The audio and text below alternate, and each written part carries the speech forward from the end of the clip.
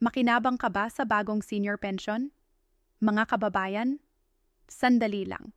Kung ikaw o ang iyong mga magulang ay senior citizen, kailangan mong manood nito hanggang dulo dahil may malaking pagbabago na magaganap sa Enero hanggang Pebrero 26. Alam mo ba na may bagong listahan na at baka ikaw o ang iyong mahal sa buhay ay kasama na dito? Hindi na ito biro-biro dahil opisyal na ang announcement at maraming senior citizens ang makakatanggap ng pensyon na matagal nang hinihintay. Sa video na ito, ibibigay ko sa inyo ang kumpleto at detalyadong impormasyon tungkol sa sino-sino ang kwalipikado sa bagong pension program, magkano ang matatanggap mong buwan ng pensyon, paano mag-apply, at ano ang mga requirements, kailan magsisimula ang distribution. Ano ang mga deadline na dapat mong tandaan? Hindi ka dapat magpahuli dahil limited lang ang slots at may specific na deadline ang application.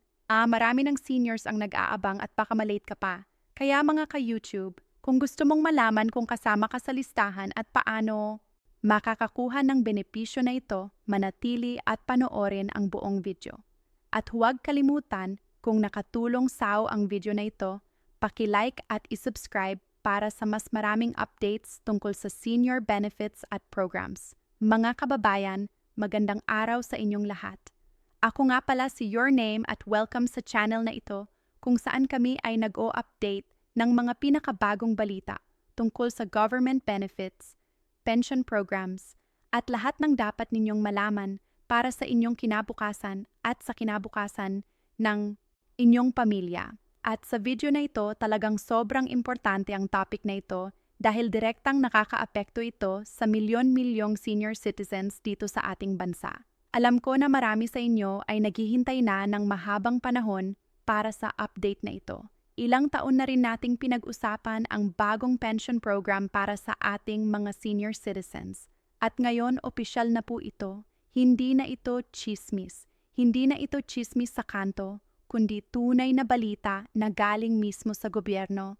Ang bagong senior pension program ay ipapatupad na simula Enero hanggang Pebrero 2026 at kailangan nating maging handa dahil maraming requirements at proseso ang dapat nating sundin para makasiguro na makakakuha tayo ng benepisyong ito. Pero bago tayo magpatuloy, gusto ko munang linawin kung ano ba talaga ang ibig sabihin ng bagong pension program na ito. Marami kasi akong nababasa sa comments at sa mga messages na natatanggap ko na may confusion pa rin. May mga nagsasabi na ito raw ay replacement sa existing pension. May nagsasabi naman na ito ay additional. Kaya hayaan ninyong i-explain ko ng maayos at detalyado para walang kalituhan. Ang bagong senior pension program na ito ay bahagi ng Expanded Social Protection Program ng gobyerno para sa ating mga nakatatandang kababayan. Ito ay isang supplementary benefit. Ibig sabihin, dagdag po ito sa existing benefits na natatanggap na ng ating mga seniors. Kung meron na kayong tumatanggap na GSIS pension, SSS pension, o iba pang government pension, patuloy pa rin kayong makakatanggap niyan. Ang bagong program na ito ay para sa mga senior citizens na hindi pa covered ng major pension programs o kaya naman ay may kulang pa sa minimum threshold na itinakda ng gobyerno para sa dignified living ng ating mga matatanda. Ngayon, pag-usapan natin kung sino ba talaga ang qualified dito. Una sa lahat, dapat kayo ay 60 taong gulang at higit pa. Ito po ay strict requirement at walang exemption dito. Kahit 60 taong gulang ka pa lang ngayong taon basta magiging 60 kaon or before December 2025, qualified ka na para sa program na ito. Pangalawa, kailangan mo ng valid senior citizen ID. Alam kong marami pa ring seniors na walang ID. Kaya kung wala ka pa, kailangan mo mag-apply sa Office of Senior Citizens Affairs sa inyong munisipyo or City Hall. Madali lang naman ang proseso at karamihan ng LGU ay may express lane na para sa seniors. Pangatlo, kailangan mong permanenteng nakatira dito sa Pilipinas. Hindi kasama dito ang mga OFW seniors o yung mga nakatira na permanently sa ibang bansa. Ito ay exclusively para sa mga seniors na dito mismo nag-reside at nag-contribute sa ating ekonomiya. Pang-apat, hindi ka dapat regular beneficiary ng GSIS or SSS pension na umaabot na sa minimum threshold. Ano ba ang minimum threshold na yan? Currently, ang threshold ayaw buwanan. Ibig sabihin, kung ang combined pension mo mula sa lahat ng sources ay hindi pa umaabot ng 5,000 buwanan, qualified ka para sa supplementary pension na ito.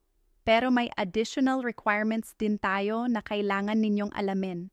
Kailangan ninyong mag-submit ng proof of residency, pwedeng barangay certificate, utility bills, o kahit anong dokumento na magpapatunay na kayo ay naninirahan sa address na inyong ilalagay sa application. Kailangan din ng valid government-issued ID bukod sa senior citizen ID ninyo. Pwedeng postal ID, PhilHealth ID, or kahit national ID kung meron na kayo at kailangan ng accomplished application form na makukuha ninyo sa DSWD office or sa online portal ng government. Ngayon, pag-usapan naman natin ang pinakahinihintay ng lahat. Magkano ba ay ang matatanggap natin dito? Based sa latest advisory ng DSWD, ang basic monthly pension ay pero hindi po dyan nagtatapos. May additional allowances pa na pwede ninyong makuha depende sa inyong situation. Kung kayo ay solo senior, ibig sabihin, walang anak na tumutulong or walang legal guardian na may income, may additional 1,000 kayo. Kung kayo ay may disability or may chronic illness na nakacertify ng licensed physician, may another 1,000 allowance. At kung kayo ay nasa 4th class or 5th class municipality, may dagdag PH 500 para sa cost of living adjustment. Kaya tignan ninyo kung ikaw ay solo senior na may disability at nakatira sa remote area. Ang total monthly pension mo ay pwedeng umabot ng PH 5.5. Hindi ito malaking halaga para sa iba, pero para sa maraming seniors na walang regular income, ito ay napakalaking tulong. Isipin ninyo na lang PH 5,000 kada buwan. Yan ay PH 5,000 sa isang taon. Pwede na yan pambili ng maintenance medicine, pambayad ng bills, o kahit pang-emergency fund lang. Pero, tandaan natin, ang pension na ito ay hindi automatically matatanggap. Kailangan ninyong mag-apply at very important na sundin ninyo ang tamang proseso at deadline. Ang application period ay magsisimula ng Enero 26 at magtatapos ng Pebrero 28, 26. Ibig sabihin, meron lang kayong 2 buwan para mag-apply. Pagkatapos ng Pebrero 28, hindi natatanggapin ang late applications for the first batch. Baka may second batch pa later in the year. Pero hindi guaranteed yan. Kaya mas mabuti nang sumali kayo sa first batch para sigurado. Paano ba mag-apply? Merong 2 paraan. Una, pwede kayong pumunta personally sa DSWD office sa inyong area. Dalhin lang ninyo lahat ng required documents. Fill up the form, submit, tapos antayin na lang ang confirmation. Usually, makukuha ninyo ang confirmation within 3 to 5 working days kung kumpleto ang documents ninyo. Pangalawa, pwede din kayong mag-apply online through the DSWD portal. Pero kailangan ninyong mag-register muna ng account, upload ang scanned copies ng documents ninyo, at fill up ang online form. Mas convenient kung ayaw ninyong pumila sa office pero kailangan ninyong may access sa computer or smartphone at may internet connection. Maraming seniors ang natatakot sa online application. Hindi nila alam paano, pero huwag kayong mag-alala. Maraming barangay ngayon ay nag-o-offer ng assistance para sa online applications. Pwede kayong lumapit sa barangay hall ninyo at magtanong kung may available assistance. Usually, may mga youth volunteers or barangay staff na tumutulong sa seniors para sa ganitong proseso. At kung meron kayong mga apo o mga anak, pwede din ninyong hilingin sa kanila na tulungan kayong mag-apply online. Ngayong napag-usapan na natin kung paano mag-apply, pag-usapan naman natin kung kailan kayo makakatanggap. According to the implementation timeline, ang first batch ng beneficiaries ay makakatanggap na ng pension by March 2026.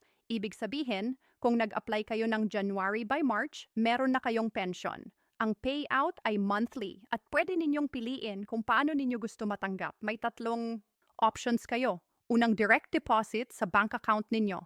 Ito ang pinaka-convenient kung meron kayong existing bank account. Pangalawa, through Land Bank or DBP cash card na ibibigay sa inyo ng DSWD. Ito ang para sa mga walang bank account.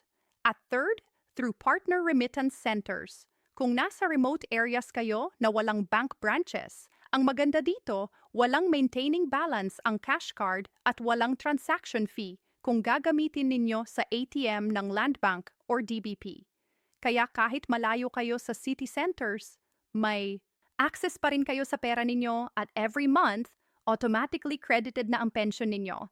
Hindi na kayo kailangan pumila or mag-claim physically unless problema sa card ninyo.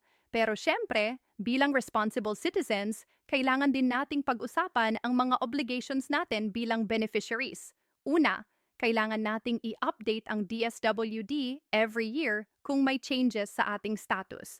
Halimbawa, kung nag-start ka na makatanggap ng SSS pension na umaabot na sa threshold, kailangan mong i-report yan para ma-adjust ang benefits mo. Pangalawa, ang pension na ito ay strictly para sa personal needs ninyo. Hindi pwedeng ibenta, ipahiram, or i-transfer sa ibang tao. At pangatlo, kailangan ninyong mag-recertive every year na kayo ay buhay pa at qualified pa rin. Ito ay para maiwasan ang fraud at para masiguro na ang pondo ay napupunta talaga sa mga nangangailangan. Alam ko na may mga nag-aalala dyan na baka hindi sila ma-approve or baka may magiging problema sa application nila. Kaya gusto kong ibahagi sa inyo ang common reasons kung bakit nare-reject ang applications. Unang dahilan, incomplete documents. Kaya very important na double-check ninyo lahat bago mag-submit. Pangalawang dahilan, hindi tugma ang information sa ID at sa application form.